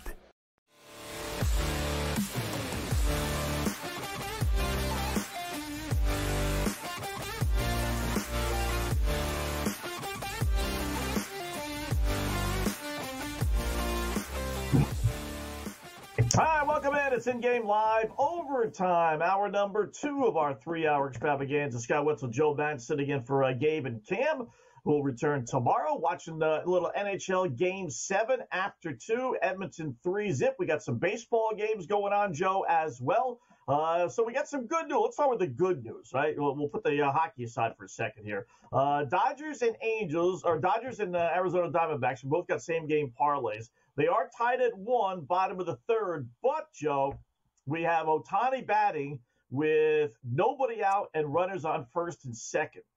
The good news is we got Freddie Freeman coming up next, and even more importantly than that, we got Will Smith then coming up. So unless we get a triple play or a double play here, we're going to get Will Smith batting with some runners on base and a chance to get the RBIs and the base hits and total bases that we need out of him. That is very good news here, Scott. Let's hope here that Ohtani gets on base, these bases get loaded, and then he is up after who's in between? I forgot who you said. Freddie Freeman. Okay. Yeah, Freeman probably gets an RBI, and then let's get Will Smith to get that RBI. It's good, good opportunity here. If we're going to ask for anything, we'll get a walk out of Ohtani, and it is a 3-0 count. We get a strikeout out of Freddie Freeman. Now we have the bases loaded, 1 out with Smith coming to bat. So we have the sacrifice fly still in play. We got a ground out to the second baseman, run score still in play. You need just an I shouldn't say that. You need an RBI, but you still need 2 more strikeouts out of Yamamoto, but that's looking halfway decent. He's got 4 through 3. I have Will Smith to get an RBI. I need Will Smith to get a base hit, actually. So sac fly or ground out would help you, but I need the base hit. But we're looking, like I said, we're in a position with him batting I would think with at least one, if not two runners on. In fact, the bases are loaded. They walked Otani. Now this is setting up nice. Anything but a grand slam at a Freddie Freeman, and we should be good with Smith batting. For the once, we don't want Freddie Freeman to get a grand Yes. slam, right? Like, don't get it, Freddie. He probably will come out and get that. Especially now that you said it, Scott. But I do think we can get Will Smith up here to be able to get it done for both of us. So let's keep our fingers crossed, see what happens here with Freddie Freeman. He has struck out once already, Scott. So maybe you put that right recipe out there in the universe. What do you think about these lines right now? That total, 9.5, it's plus 102 to the over. Are you going to wait to see what happens at the bottom of the third here before you touch that total? I would. Yeah. You know, it won't be 9.5 if for some reason they don't score, right? I mean, that's a lot of runs. You need 8 more runs in a 1-1 game at the bottom of the third, but they're counting on the Dodgers to score 2-3 runs here. It's kind of, you know, it's gambling. So do you take the 9.5 now? And now it's locked. Or do you wait and see? But if he gets a 2-run double, we'll say it's not going to be 9.5 anymore. It's going to be 10.5 or 11.5. So, oh my goodness, Joe, are you kidding me? Are you kidding me? You said it, Scott. Why did you say it? Goodness! Oh my goodness! Oh man, you said it. There's the jinx. That was Freddie Freeman grand slam. You can't make this stuff up. You cannot make this stuff up. Yeah, he's like, okay, Scott, I'll give you that grand slam. Anything but a grand slam. Anything, Joe, but a grand slam. You can't win. Okay. You just can't win. You just can't win. Well, let's at least get Will Smith for the hit here for you, right? Base hit. I know, but now all the emotion is gone. Now it's like the game's over. Now let's just get out of here. You know, it's a Monday night. Let's get home. Let's go to the barbecue. The game's over. Arizona's not going to come back. Oh, I feel bad for you. I feel worse for you, Joe, because you needed an RBI. You're right. I could still get the base hit, but I mean, I'd rather have runners on base because you get the juices flowing. But anything but a grand slam. That's all we needed. Just a sac fly, strikeout, you know. Even a double play grounder would have been okay. And the dude hits a grand slam. And he's had 2 strikes now for Will Smith. So he wasn't going to bring him home anyway. At least the Dodgers on the run line looks like it will cover for people tonight. There's a positive. Yeah. Let's find the positive in this, Scott. And plus, if we all would have bet that grand slam when you said it right before it happened, like you said it, 30 seconds before? 30 seconds before. I said, watch the guy hit a grand slam. Watch the guy hit a grand slam, and that's what he does. Amazing. Stupid. You know, dumb on my part. You know, I play Freddie Freeman in our little podcast. We have a 3-person, 2 RBI parlay. So we take 3 guys to have 2 RBIs, and it pays about 200 to 1. Believe it or not, it really pays great. So we just pick the same 3 guys and just hope one time during the course of the season, Joe, these guys have 2 RBIs the same night, right? So we did it last year. We actually won some money on it. So long story short, Freddie Freeman is one of our guys. So I should be happy, right? No, because Garcia for Texas is another one of our guys. So we didn't do it tonight because, you know, Texas didn't play and Bryce Harper's another one. So, you know, we definitely didn't do the parlay. So lo and behold, the guy gets, 4 RBIs on a day in which we don't do our parlay. So, yeah, wow. Oh, are you kidding me? Frustration. How about that? Will Smith, I'm told, hits a home run. So all that aggravation and sweat and anguish, we had in the bag the whole time, Joe. In the bag the whole time. I love gambling. How about that? Run. Well, that's good. I still need him to get that RBI. No, he's got the RBI for the home run. You need. Yeah, I guess he does. I was thinking he had to get someone else home, but he doesn't. He got himself home. That's an RBI. So now you just need Yamamoto to get 2 more strikeouts. Yeah. And he's pitched 3 innings, so you know he's going to go at least 3 more, I would think, right? Yeah. So you got a good 9 outs, I would think, to spare here. So all right, you're looking pretty good on yours, definitely. So I got Will Smith. I always highlight the bets beforehand. So let's take the highlight off. So I got Will Smith the hits. I need Mookie Betts to get an RBI and 2 hits. I got greedy with mine. Mine is stupid. How many bet? He's got 1 hit. He's got a run scored. Why didn't I do run scored, Mookie? I did RBI instead. All right. I still need a couple things here, but you need just 2 more strikeouts. So nice 7. It's crazy that we're just about in the third right now, Scott. There's so much time. Yeah. And Mookie Betts is a great play there. I love him for the RBI too. They're just going to keep going through their bullpen over there for the Diamondbacks, and the Dodgers are going to keep running up the score, right? Yeah.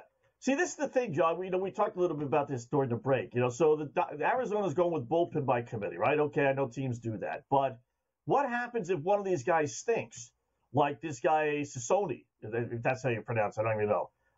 He's given up 6 hits. 6 hits in 1 inning. You go to like 7 relievers. You're bound to run into one reliever who just doesn't have it. That's what I don't understand about this bullpen by committee. You are counting on every one of these guys to have their A game or B game. And, chances are there's going to be one that doesn't. And because he's designated for 1 inning, they don't take him out. He had the bases loaded with nobody out. He clearly doesn't have it. And they keep him in there. And, 6 runs later, the ball game is basically over. And now what do? You keep them, you use the same bullpen guys and use them up in a game that's probably not winnable? Do you put those, how many innings can you pitch your shortstop or your reserve outfielder, right? So yeah, I hate the bullpen by committee game. I don't like it at all. I just don't think it works out well. No, and it's a hard one to bet as well, unless you're looking at some overs. And this total now, we talked about it 9.5, 11.5, and look at the juice you're laying, Scott, to the over, -144. The book's expecting those runs to continue to come in. We need the runs, though. Yeah. I would take it over before I took it under. Yeah, oh yeah, absolutely. Absolutely. Like I said, unless they bring in a middle reliever that is just, they're going to say, here, this is your game. Sorry, take one for the team. Go pitch 4 innings. But that means if the hits and runs come, he's not being taken out of the game. So I do like the over on that as well.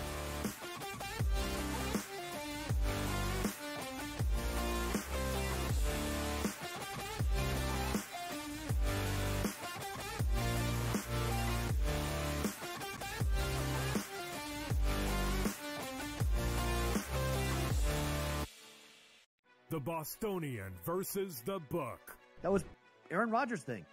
To your quarterback in the first round. Yeah. It's a luxury pick. We don't have the luxury. We're trying to win right now. I'm in a window right now, and you're going to say, no, we're going to plan this for the future. With a guy who had 4 years, 4 seasons ended by injury. 4. Like, Michael Penix is a walking injury. Like, what are you doing taking him in the top 10? The Bostonian versus the book. And now you have to qualify, and these majors, you got to go do it, man. And it just comes off really petty to sit up there and be like, I'm not. You know what you signed up for. So I don't like the pettiness, and I 100% think Taylor Gooch should be in the major championships. Mm-hmm. So in the same note, I'm saying this, but also it's like, hey, this is the world in which we live in right now, and you don't deserve anything.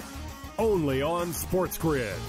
It's smarter to be on SportsGrid, your 24/7 sports wagering network. The early line. Magical and historic season in Lincoln, Nebraska continues. He is the best player in the NBA, but also in the biggest moments where the national media is watching. Newswire. Something that we have never seen happen before with one of the iconic coaches in the game. Pharrell, coast to coast. The team covers. It's automatic.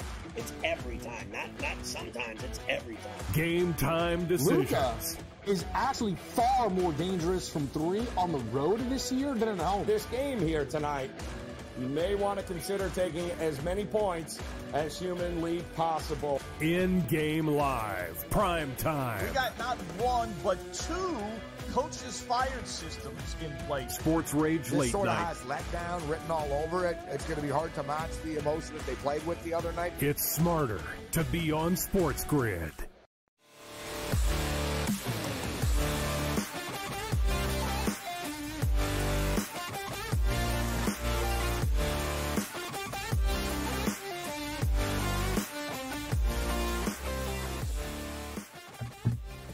welcome back. It is In-Game Live overtime here on the grid. Scott Wetzel and Joe Madden sitting in until 1 p.m. Eastern time. We'll get into the NBA and, some Rangers and Florida Panthers Cup,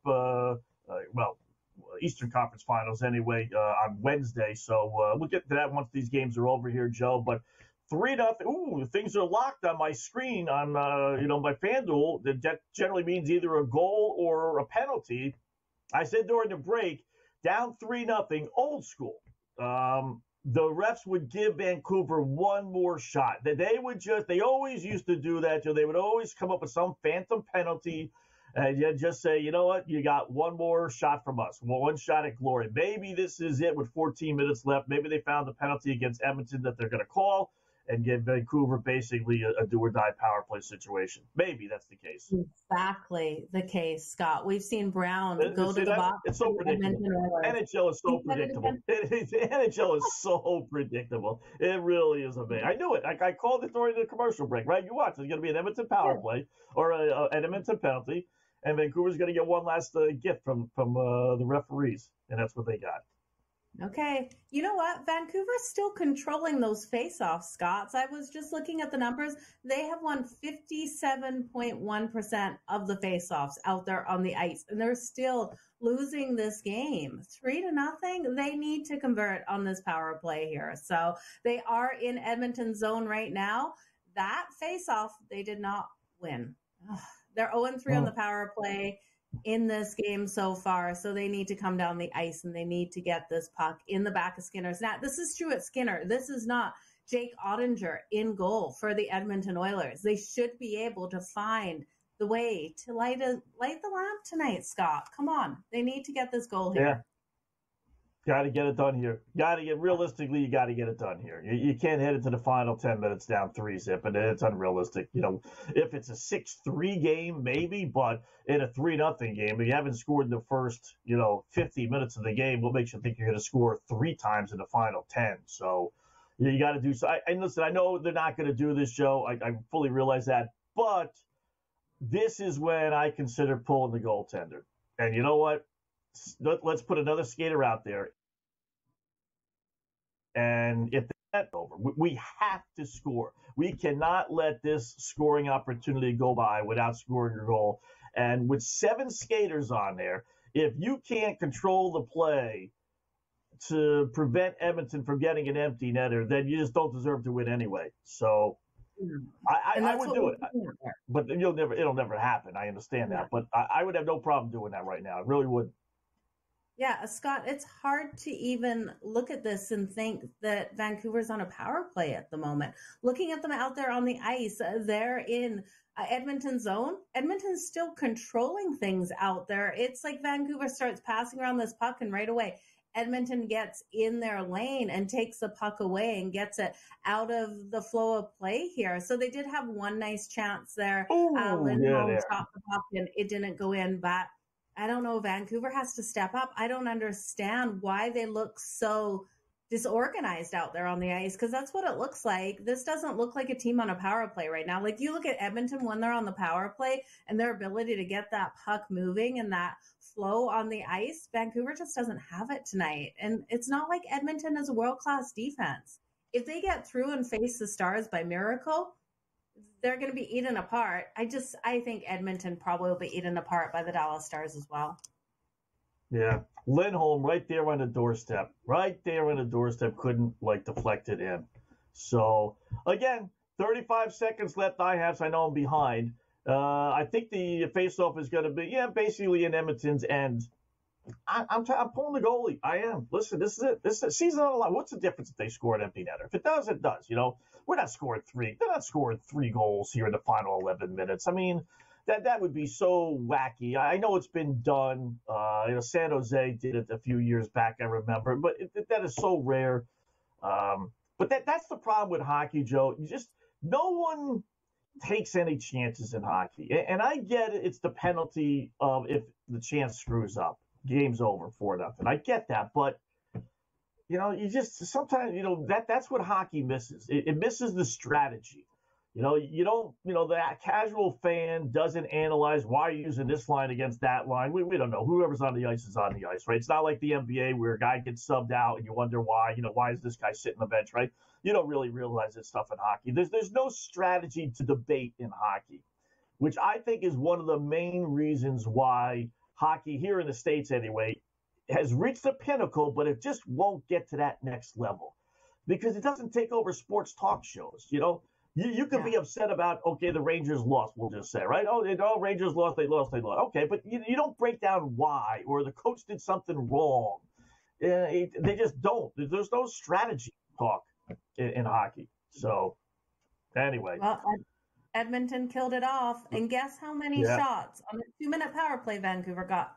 Only 2 shots, Scott. 2 shots on goal in 2 minutes. In a man advantage situation. I tell you, they've got 14 shots now. Edmonton has exactly double them, 28 shots on net. This is going to come down to if Vancouver can get a goal here, they've got to get at least 10 shots to be able to get a goal. Like, they're just not going to be scoring on these weak shots. They're weak.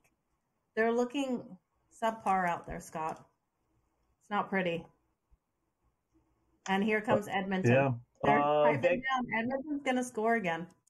It's gonna be 4-0 right away. Vancouver, Joe, to score. Forget about winning the game, right? That's left the bar. Vancouver to score plus 2-1. You got 11 minutes left on my TV screen. They're willing to give you 2-1 for one lousy, stinking, meaningless Vancouver goal. Are they going to get shut out? Wow, that's plus 2-1. I mean, that's something. Edmonton is minus 220, and that's an empty netter, right? You put them in a parlay, plus 296. Yeah, I don't know. Vancouver's golfing. Vancouver's golfing. I don't want to give them any more of my money. The books are just taking my money tonight for anything I put in on Vancouver. Right? Because I really did think that it'd get at least one goal. I bet at minus 125 in the third period to get a goal. They couldn't convert. They got to score. I'm betting Vancouver 2-1 to score. Definitely.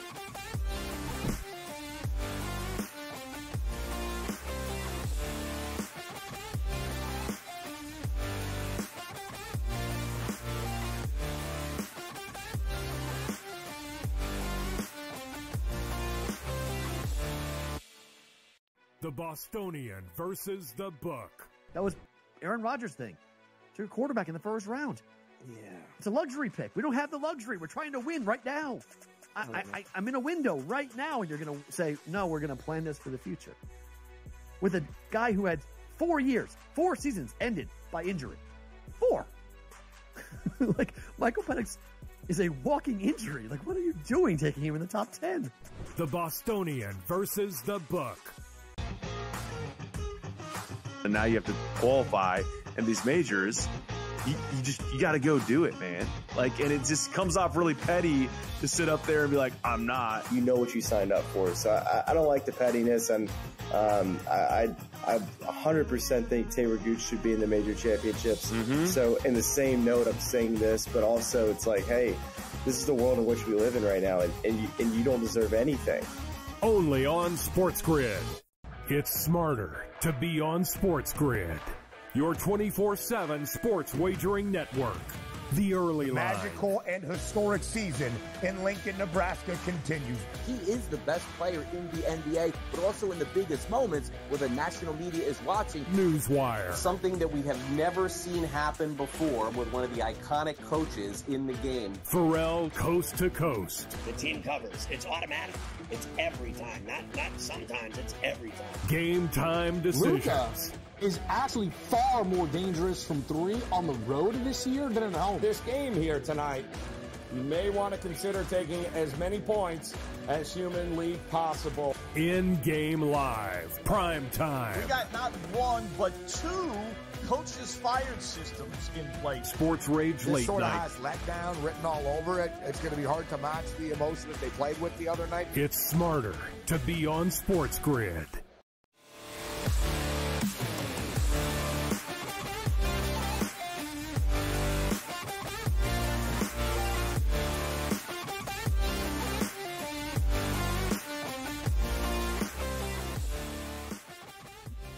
Hi, welcome back in-game live overtime here on the grid. Scott Wetzel and Joe Madden sitting in for Gabe and Cam as we watch a little hockey, a little baseball. We'll get into the NBA before everything is said and done. We got George Kurtz joining us in about 10 minutes. We'll do some hockey and some baseball stuff with him. So desperation times, 9 minutes and change left to go.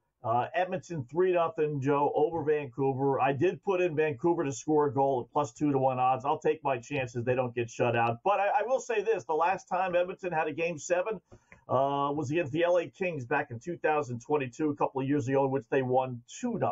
So they got a history here of shutouts in Game 7s. No Corey Perry, by the way, tonight. He was scratched for the second straight game for Edmonton. We may have seen the last of him. 10 games this postseason, 0 goals, 0 assists for the Oilers. No points. Had 8 goals since being acquired from Chicago. 8 goals in 38 games. You know, that's not a lot, but that's a pace of 16 goals for a season if he played it all with Edmonton. But nothing this postseason. 39 years old, Joe, that we, like I said, we honestly may have seen the last of Corey Perry. Yeah, I think it's definitely the last of him in Edmonton. He's not being the player they expected here in the playoffs. They expected him to give them so much depth out there on those lines, and he just hasn't been able to step up to the plate, not in this series and not in the last. So I'm not surprised that he was scratched here. I do think he probably goes somewhere else next season. Where could you see him going, Scott, if he does? Now, I think you could be right, but I don't know. Corey Perry might not be done. Yeah, 39 years old. Not sure when his birthday is. So he's either going to be 39, maybe even 40 next year. You know, if he, it'd have to be on like a veteran team that thinks they need that grit and the veteran leadership with a bunch of young guys. You know, he did that already with Tampa Bay. Chicago tried him out. That didn't work out clearly. You know, so he's kind of run the gamut of be on a really good team, Tampa Bay, then be on a young team, Chicago, then back to a really good team here in Edmonton, thinking, okay, you're going to be the guy that's going to push them over the top. And, Edmonton may win it, but it's not going to be because of Corey Perry, that's for sure. So I don't know. You know, I mean, how many guys, want a 40-year-old guy who's got some baggage. So, the question is he a Hall of Fame player? I looked up his numbers. You know, he's close to 450 goals. He's not going to get there. I don't think he's got 424, 24, 26. So he's not going to get there. But so he's probably not. But a good, solid NHL player. Probably not a Hall of Famer, but real solid player during his long career. Yeah, he's definitely being solid out there, but trouble seems to follow Corey Perry. So yes, it does. That move out of Chicago. So he's a little bit of a troublemaker out there, but I think someone will pick him up. I could see him in a place like Utah with the old Arizona team, a young team out there and giving that leadership out there on the ice. So I could see that. What do you think of the team moving to Utah? We've never really talked about that.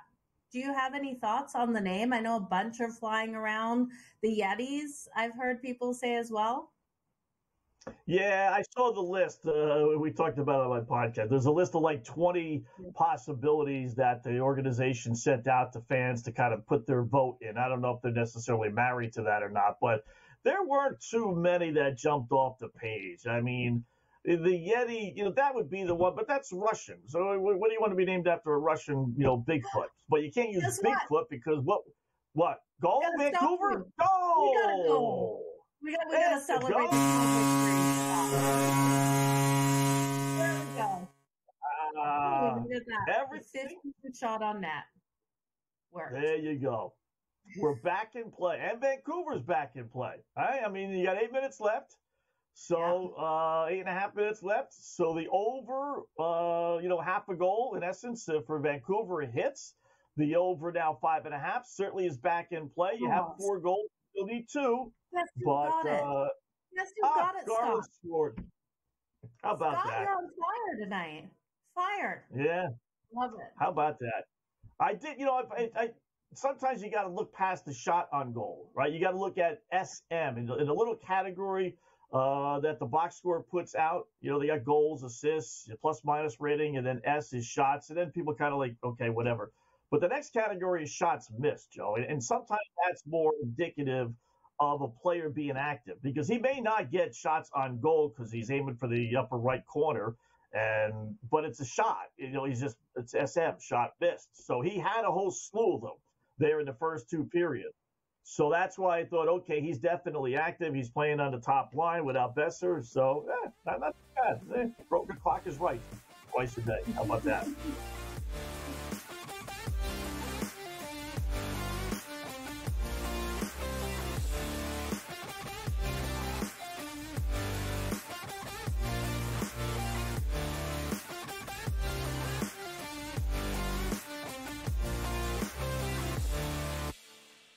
The Bostonian versus the Book. That was Aaron Rodgers' thing. Took a quarterback in the first round. Yeah. It's a luxury pick. We don't have the luxury. We're trying to win right now. I'm in a window right now, and you're going to say, no, we're going to plan this for the future. With a guy who had 4 seasons ended by injury. 4. Like, Michael Penix is a walking injury. Like, what are you doing taking him in the top 10? The Bostonian versus the Book. And now you have to qualify, and these majors, you got to go do it, man. Like, and it just comes off really petty to sit up there and be like, I'm not. You know what you signed up for. So I don't like the pettiness, and I 100% think Taylor Gooch should be in the major championships. So in the same note, I'm saying this, but also it's like, hey, this is the world in which we live in right now, and you don't deserve anything. Only on SportsGrid. It's smarter to be on SportsGrid, your 24/7 sports wagering network. The early line. Magical and historic season in Lincoln, Nebraska continues. He is the best player in the NBA, but also in the biggest moments where the national media is watching. Newswire. Something that we have never seen happen before with one of the iconic coaches in the game. Pharrell, coast to coast. The team covers. It's automatic.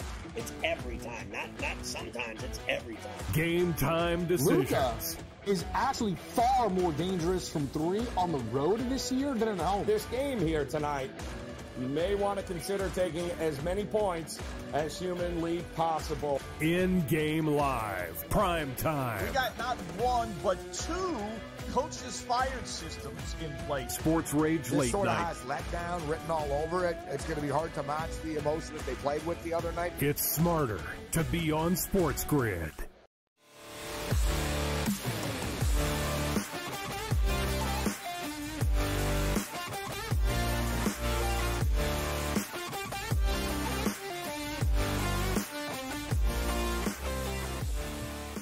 All right, welcome back to InGame Live. Overtime here on the grid. Scott Wetzel and Joe Madden sitting in for the fellas as we take you to 1 a.m. Eastern time. We got 2 things going on. Baseball, Dodgers winning big over Arizona.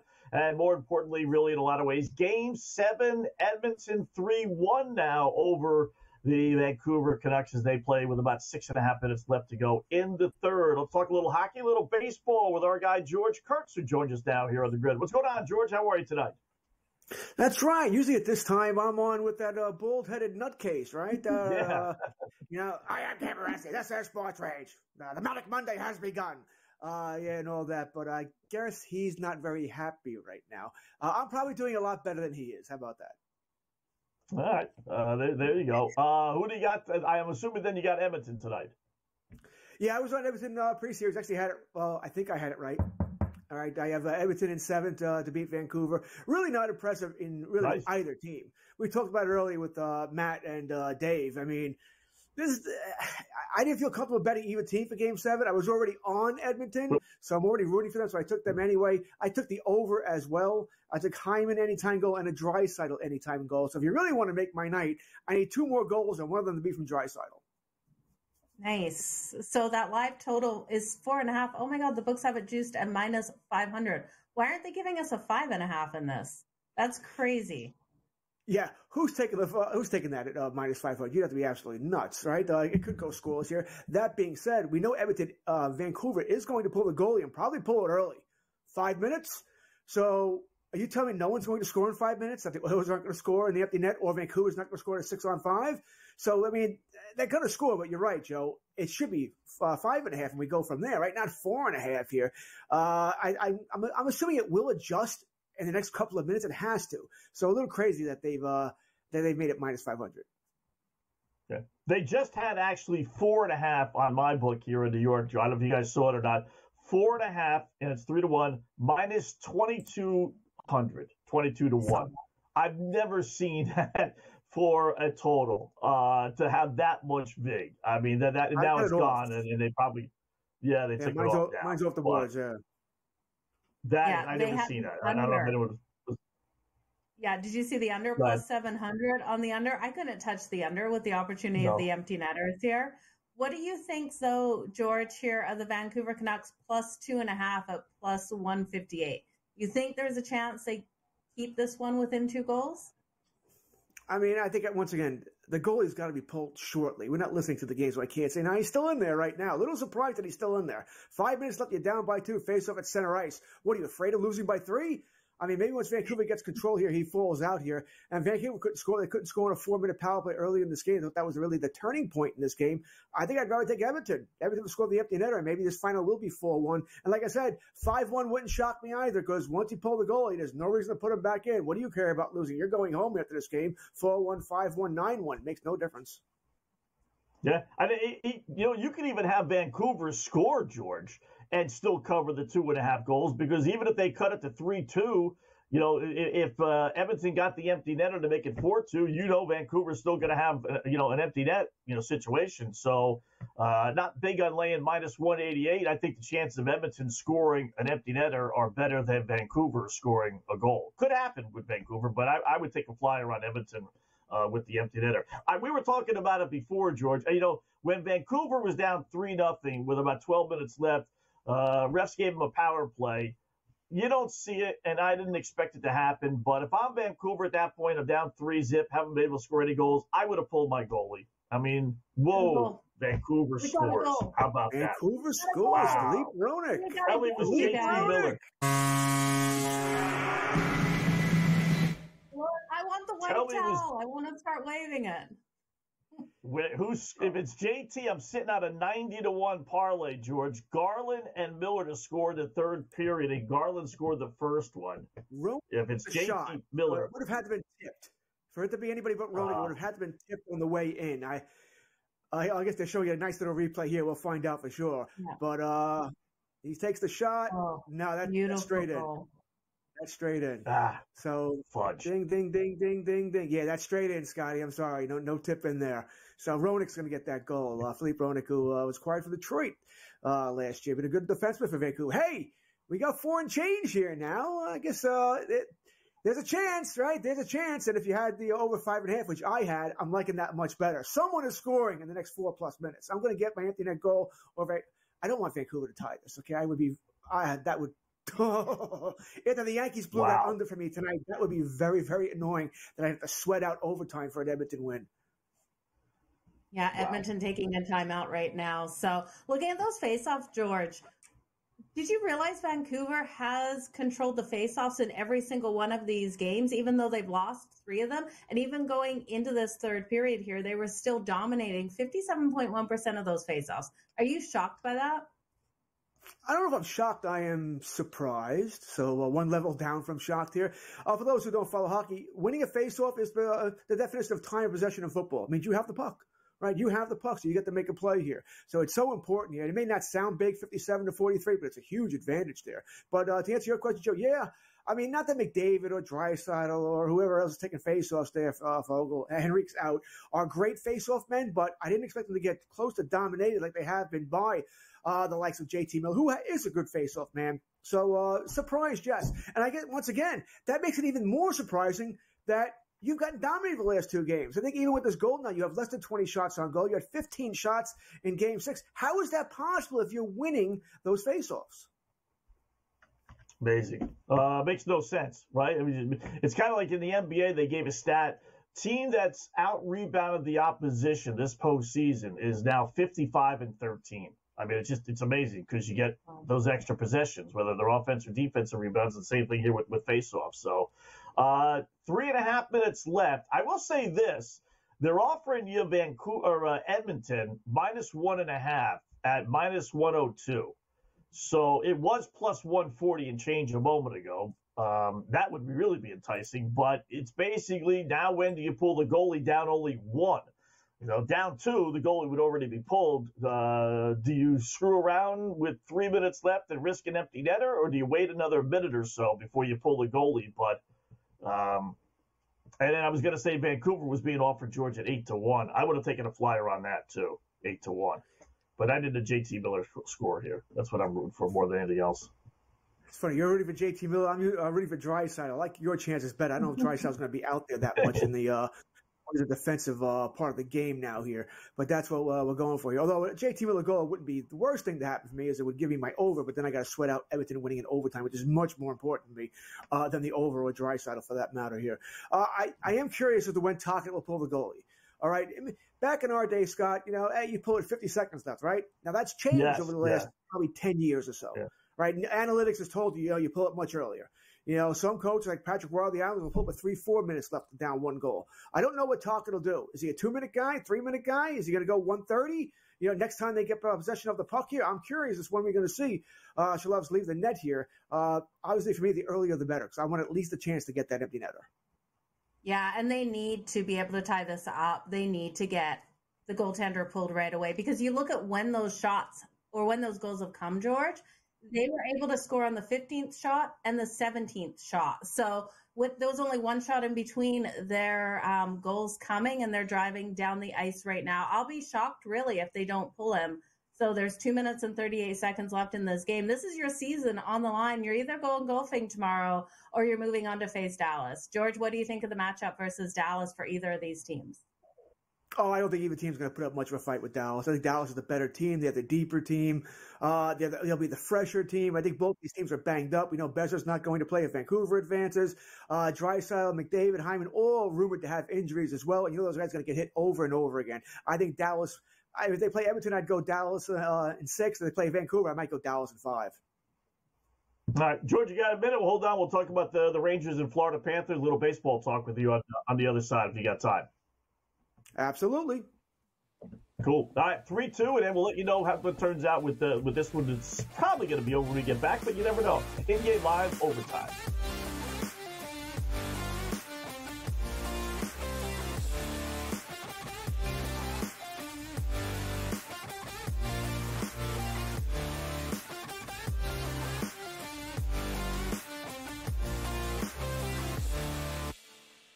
The Bostonian versus the Book. That was Aaron Rodgers' thing. Took a quarterback in the first round. Yeah. It's a luxury pick. We don't have the luxury. We're trying to win right now. I'm in a window right now, and you're going to say, no, we're going to plan this for the future. With a guy who had 4 seasons ended by injury. 4. Like, Michael Penix is a walking injury. Like, what are you doing taking him in the top 10? The Bostonian versus the Book. And now you have to qualify, and these majors, you got to go do it, man. Like, and it just comes off really petty to sit up there and be like, I'm not. You know what you signed up for. So I don't like the pettiness, and I 100% think Taylor Gooch should be in the major championships. Mm-hmm. So in the same note, I'm saying this, but also it's like, hey, this is the world in which we live in right now, and you don't deserve anything. Only on SportsGrid. It's smarter to be on SportsGrid, your 24/7 sports wagering network. The early line. Magical and historic season in Lincoln, Nebraska continues. He is the best player in the NBA, but also in the biggest moments where the national media is watching. Newswire. Something that we have never seen happen before with one of the iconic coaches in the game. Pharrell, coast to coast. The team covers. It's automatic. It's every time. Not sometimes. It's every time. Game time decisions. Luka is actually far more dangerous from 3 on the road this year than at home. This game here tonight, you may want to consider taking as many points as humanly possible. InGame Live, prime time. We got not 1, but 2 coaches fired systems in place. Sports Rage This Late sort of Night. has letdown written all over it. It's going to be hard to match the emotion that they played with the other night. It's smarter to be on SportsGrid.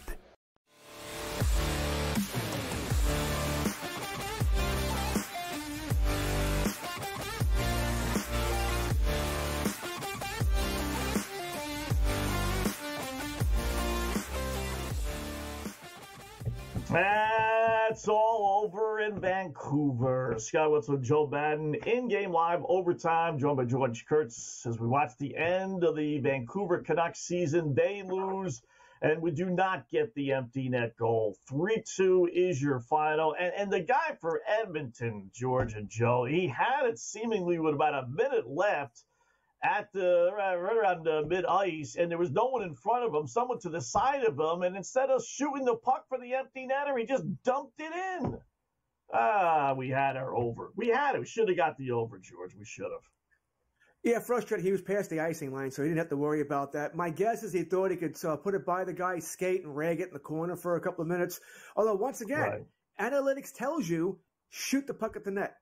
Because odds are you'll get the puck in the net. Or, more than that, you'll hit the net and you'll score a goal here. So even from your own end, take the chance on the icing. This is not a joke, but the analytics tells you this. Shoot the puck at the net. But he didn't. That was frustrating because, like, as you said, he had a clear shot at it. That should have been our over right there. I was telling Joe during the break, and I'm sure you heard too, sometimes being on these shows costs me money because I put in bets maybe I normally wouldn't do, but I'm on the show and I want something to follow here. This time it probably saved me money because if I wasn't on the show, I almost certainly would have put in another bet on the over. So I guess I should be happy, and thank you, too. Well, thank Frank. Thank you, save me money. Well, and plus you get to spend time with us, which is always fun, George. We'll see the Edmonton Oilers move on to take on the Dallas Stars. That will kick off on Thursday at 8:30 Eastern. Odds are not out yet for that first game, George, but what are you expecting in that first game? We know Dallas is going to come in rested. Do you think Dallas will have rest or rust? It's always the question we always ask, right? But everybody would tell you they would always rather have the rest, right? You always want the rest. Dallas is an older team, right? Seguin, Ben, these guys, Pavelski, these guys need the rest here. Heiskanen's playing like 88 minutes a game. You tell me he doesn't need the rest here for that week they pretty much had off here? So I have to think it's a good thing for Dallas. Now, that being said, might they get off to a slow start? Absolutely. It wouldn't shock us. We've seen that before here. But I'm going to like the Stars on Thursday. I'm probably going to like them more in the series than I will on Thursday, Joe, because I will be worried about the slow start, and maybe everything gets off to a quick 2-0 lead. So that will be in the back of my head. But series-wise, Dallas is just the better team. As I've said many times, before the playoffs started, my predictions were Dallas versus Florida. And I ain't going away from it now. All right. So I'm assuming then you like Florida over the New York Rangers. First playoff meeting in 1997. Rangers, everyone talk about 1994, the correlation, this, that, what have you. I get all that stuff, but why Florida over the Rangers? I'm not so sure anymore. I said before before the playoffs started. Now, It's not so much the Rangers. The Rangers are a team we thought they were. They're a specialty team, right? You give them power plays, they're going to beat you. All right, so you got to stay out of the box. Something Florida was very good at versus Boston. Florida almost had twice as many power plays in that series versus the Bruins than Boston did. They stayed out of the box, stayed out of the shenanigans. Can they do that again? Or will the refs once again not be calling it as hard? If the refs let them play like Florida. That being said, it's also Shesterkin versus Bobrovsky. I don't trust Bobrovsky, not at all here. I do trust Shesterkin, even though I don't think he's played fantastic in these playoffs, but he's played better than the goalies he's faced here. If Bobrovsky plays solid, I think Florida wins. I think they're a team that's built for this. They're going to hit Panarin. They're going to hit Kreider. They're going to hit anybody that moves, Zibanejad. So I think Florida's the better team. I think they're a hockey team. I think they're built for a long series and wanting to hit you, wanting to grind down here, but it's going to be a tough series. I feel much better about Dallas over Edmonton than I do Florida over the Rangers, but I'll stick with it. Florida over the Rangers in 7. I'm with you, George. I really do think Dallas is the easy one in that series over Edmonton. And I do think the Florida Panthers and the New York Rangers, it's hard to see where that one is going to go. I'm expecting a lot of overtimes in that series. And I'm also expecting a lot of lower scoring games because we know the Florida Panthers defensively have been so phenomenal. And like you said, they're able to stay out of the box. And if they stay out of the box, they won't give the Rangers those power play opportunities. We've got a total for that first game of 5.5. Now, we did see Boston pick apart Florida after Florida had the rest after taking out the Tampa Bay Lightning. Do you think in game one we could see a higher scoring one with Florida having that rust again? Or do you think the under would be the play, under 5.5 at -122? See, I think this could be depending on which team you're going for. Because I think these could both be companion bets, correlation bets, however you want to call it here. If you like the Rangers, I could see the Rangers winning a higher scoring game, right? Because they could score 4 or 5 goals. Bobrovsky had a bad game. I could see Florida winning games, but I think they're more 3-2, 3-1. You know, I like that because they played more of a tight checking game here. So I think if I'm going for Florida, and I am, I'll probably be more towards the under. If I like the Rangers in the game, then I'd be likely to lean more towards the over. So it'll be Florida under, Rangers over, depending on which way I'm going to bet that game here. On the game one of the series on Wednesday, which I won't be able to watch live as my daughter has a thing at school. Thank you, Dakota. Once again, it's tough, but game one at the Garden here, going to be hard not to like the New York Rangers. What is it, George, about the Rangers? Is it a great power play or is it a bad 5-on-5 team? Because they were actually outscored by Carolina at 5-on-5. And I don't have the numbers in front of me, but I remember reading basically regular season, it was the same situation. I mean, is it as simple as Florida, don't put the Rangers on a power play and you're going to win the series? Yes. I think it's exactly that simple. Florida's a good team. They're pretty much just like Carolina with the shaky goalie. Almost the same thing, although Bobrovsky has played better this season. Stay out of the box, you'll beat the Rangers. The Rangers rely on that power play. They are very good to great at it. You know, you got Zibanejad, Kreider's a power play specialist, right? Panarin's had a fantastic year. They are very – Adam Fox, controlling out the blue line. If you stay out of the box, or if the refs aren't calling it, you know, if the refs are letting them play, that's also in Florida's hand. I said Florida doesn't care about if they go on the power play. They don't want the Rangers to go on the power play. They want to play a 5-on-5 game, and they'll take their chance that they'll beat the Rangers here. I think that's the entire key. You can make the argument Shesterkin versus Bobrovsky as well, but we can make that argument for every playoff series, right? It's always goalie versus goalie here. But I think the key to this is Florida, stay out of the box. What do you think of Wyatt Johnson for the Dallas Stars to get those goals in the next round? He's hot, right? But then again, we haven't played in a week. Is anybody hot anymore? You're starting from scratch again. And I don't know, is Edmonton also that much better on defense, Joe? They played great the last 2 games against Vancouver, or did Vancouver run out of gas here? We'll see who the next star is, but Wyatt Johnson has been fantastic this playoff series. George, great job as always, my friend. Appreciate a couple minutes with you at this late hour, and we'll do it again soon. My pleasure. All right, more coming up. In-game live overtime on the grid.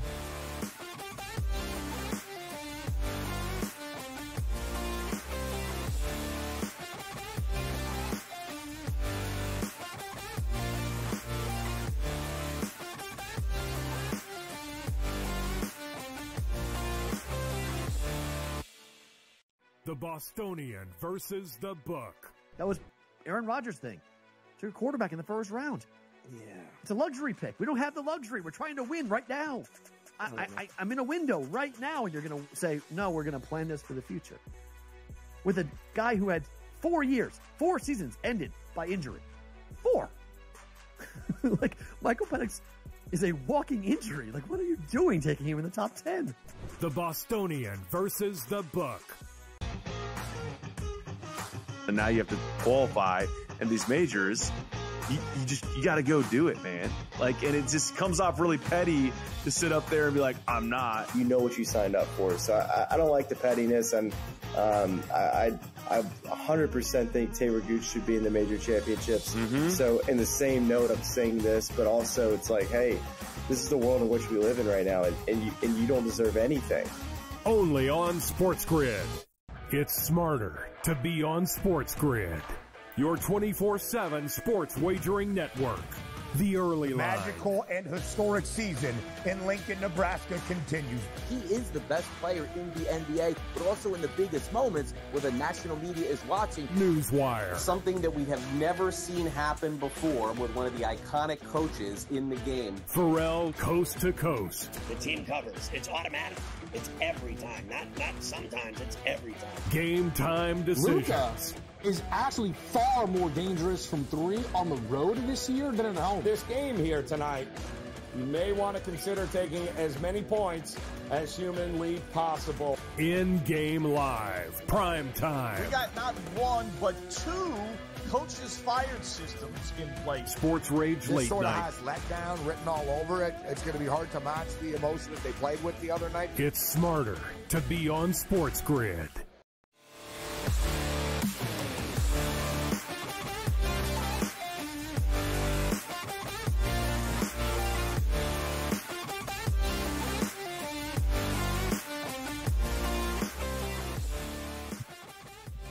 Welcome back in Game Live, overtime here on the grid. Final segment of the hour number 2, but we got a full hour to go, so don't go anywhere. Hour number 3, we'll look at a little bit more of the hockey stuff, and then obviously NBA as well, as the NBA playoffs had a little hiatus here on a Monday, but it resumes this week with Eastern Conference Pacers and Boston Celtics, and then obviously the Western Conference later in the week with the Minnesota Teacups upsetting Denver last night. Well, I still can't believe that game, Joe. I really 20-point lead in the third quarter at home. But that is just a killer if you're a Denver Nuggets fan. So I'm not sure. Listen, it's never good losing, right? I mean, is it better to get destroyed like the Knicks did? Is it better to get a lead like Denver did, blow it, but, still lose by a lot? It wasn't close.